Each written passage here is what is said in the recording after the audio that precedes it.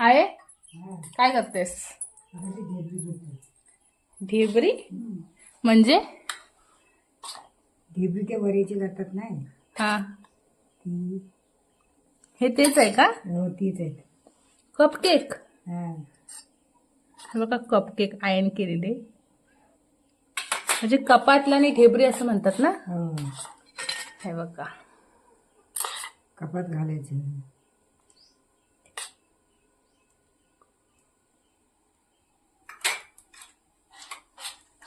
चुलीवरच करतेस का? चुलीवरच करायचं.